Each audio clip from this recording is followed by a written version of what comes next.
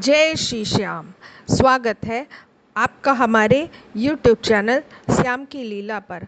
आज हम आपके लिए लेकर आए हैं एक ऐसी कहानी जो सिर्फ एक कथा नहीं बल्कि एक अद्भुत अनुभव है। यह कहानी हमें सिखाती है कि जब इंसान के सारे रास्ते बंद हो जाते हैं, जब विज्ञान और तर्क भी हार मान लेते हैं, तब बाबा खाटू श्याम का एक छोटा सा इशारा भी जीवन को पूरी तरह से बदल सकता है। यह कहानी एक ऐसे पति पत्नी की है जिसके जीवन में 11 साल तक सिर्फ उदासी और खालीपन था, लेकिन फिर एक दिन बाबा श्याम ने एक खिलौने के माध्यम से ऐसा चमत्कार किया जिसका किसी ने कल्पना भी नहीं की थी। यह कहानी आपके दिल को छू लेगी और बाबा श्याम पर आपके विश्वास को इतना गहरा कर देगी कि आप जीवन की किसी भी मुश्किल में बस उन्हीं का नाम लेंगे। तो चलिए अब बिना किसी देर किए हुए बाबा खाटू श्याम की इस कहानी की शुरुआत करते हैं। तो जोर से बोलिए जय श्री श्याम।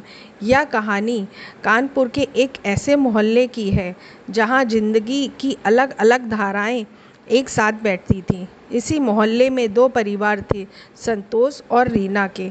वे पड़ोसी थे पर उनकी दुनिया एक दूसरे से बिल्कुल अलग थी। एक घर में रहती थी संतोष, एक सीधी सादी और घरेलू महिला जिसकी दुनिया उसके पति, उसके घर और सबसे बढ़कर बाबा खाटू श्याम की भक्ति के चारों ओर घूमती थी। संतोष का जीवन सादगी की मिसाल था। घर सुबह की पूजा और भजन कीर्तन की आवाज़ पड़ोसियों को भी सुनाई देती थी। संतोष के चेहरे पर हमेशा एक अजीब सी शांति और संतोष झलकता रहता था। उसे पूरा यकीन था कि जीवन का हर सुख दुख बाबा श्याम की मर्जी से ही आता है और हर मुश्किल का हल केवल उन्हीं के चरणों में है। वह अक्सर कहा करती थी, बाबा हारे का सहारा है और उनका हाथ जिस पर भी हो कोई मुश्किल भी छू नहीं सकती। ठीक उसके बगल वाले घर में उनके पति विशाल के साथ रीना रहा करती थी। रीना आज के ज़माने की एक बहुत ही पढ़ी लिखी और आधुनिक विचारों वाली महिला थी। रीना के लिए पूजा पाठ, मन्नतें, भगवान के चमत्कार केवल अंधविश्वास और मन का वहम थे। वह अक्सर कहती थी, जब विज्ञान में इतनी तरक्की कर ली है, जब हमारे पास इतने काबिल डॉक्टर हैं, तो फिर भगवान से प्रार्थना करने की क्या ज़रूरत है। रीना और विशाल की शादी को 11 साल हो गए थे, लेकिन उनके घर में बच्चे की किलकारी नहीं गूंजी थी। यह उनके जीवन का सबसे बड़ा खालीपन था, एक ऐसा गहरा जख्म जो समय के साथ और भी गहरा होता जा रहा था। रीना का दुख बहुत गहरा था। उसने और विशाल ने संतान सुख पाने के लिए हर तरह का इलाज करवाया था। वे दिल्ली के बड़े बड़े अस्पतालों में गए जहां उन्होंने देश के सबसे अच्छे डॉक्टरों से इलाज करवाया। उन्होंने लाखों रुपए पानी की तरह बहा दिए, महंगी से महंगी IVF ट्रीटमेंट करवाए। हर ट्रीटमेंट के साथ एक नई उम्मीद जागती थी और फिर हर असफलता के साथ वह उम्मीद शीशे की तरह टूट जाती थी। रीना इन सब से बहुत थक चुकी थी और मानसिक रूप से बिल्कुल टूट गई थी। विशाल भी अंदर से बहुत दुखी था, लेकिन वह अपनी पत्नी के सामने मजबूत बना रहता था।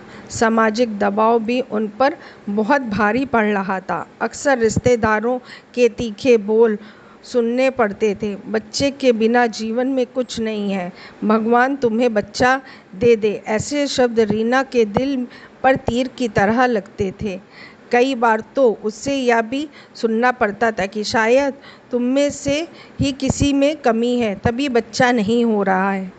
इन सब बातों को रीना को अंदर से खोखला कर दिया था। रीना अक्सर उदास मन से संतोष के पास आती और घंटों रोती। वह संतोष को अपनी दुखी और असफलताओं और डॉक्टर की बातें बताती।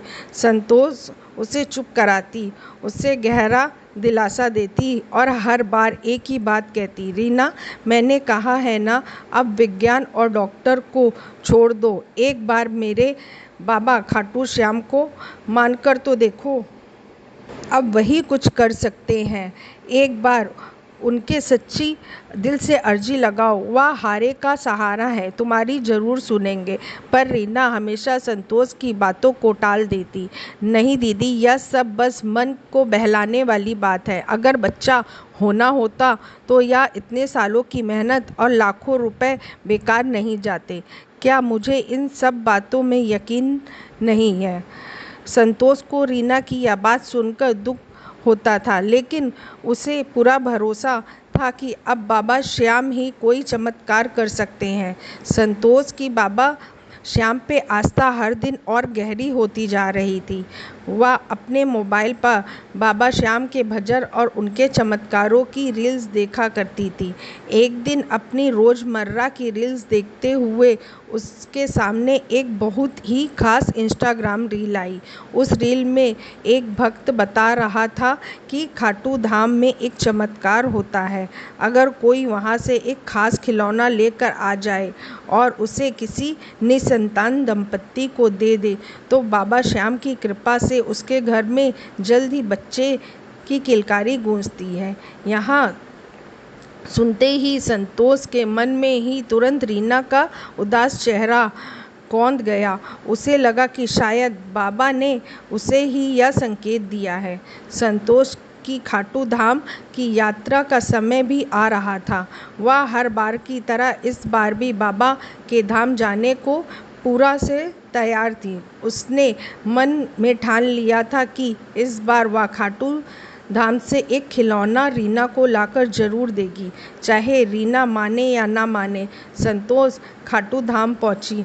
मंदिर का भव्य नज़ारा, भक्तों की भीड़ और हवा में गूंजती जय श्री श्याम के जयकारे, सब कुछ उसे पहले की तरह आनंदमय लग रहा था। उसने बाबा के दर्शन किए, भजनों में लीन हुई और अपने परिवार की खुशहाली के लिए प्रार्थना की। तब भी उसे एक बार फिर रीना का दर्द, उसका सूनी गोद और उसकी आंखों में छुपी उदासी उसके सामने आ गई। संतोष ने बाबा से मन ही मन प्रार्थना की, बाबा, मेरी रीना बहुत परेशान है। उससे आप पर भरोसा नहीं है, पर मुझे है। आप ही कुछ करो बाबा, उसकी सूनी गोद भर दो। मैं उसके लिए खिलौना लेकर जा रही हूँ, आपको उस पर कृपा करनी ही होगी। अपनी प्रार्थना खत्म करने के बाद संतोष मंदिर परिसर के बाहर बनी दुकानों की ओर गई। उसने बहुत ध्यान से एक सुंदर प्यारा सा खिलौना चुना। वह कोई बड़ा या महंगा खिलौना नहीं था, बल्कि एक छोटा सा रंगीन खिलौना था। संतोष ने अपने हाथों में लेकर महसूस किया मानो बाबा का आशीर्वाद उसमें समा गया हो। खाटू धाम से लौटने के बाद संतोष ने मन में एक नई ऊर्जा और उत्साह था। शाम होते ही वह खास खिलौने को लेकर रीना के घर पहुंची। रीना हमेशा की तरह उदास बैठी हुई थी। संतोष ने मुस्कुराते हुए आवाज़ दी, रीना, देख मैं खाटू धाम से तेरे लिए क्या लेकर आई हूँ। रीना ने संतोष की ओर देखा। उसके चेहरे पर हल्की सी मुस्कान थी। क्या दीदी, यह सब क्या है? संतोष ने खिलौना रीना के हाथ में देते हुए कहा, यह कोई साधारण खिलौना नहीं है रीना, यह मेरे बाबा खाटू श्याम का आशीर्वाद है तेरे लिए।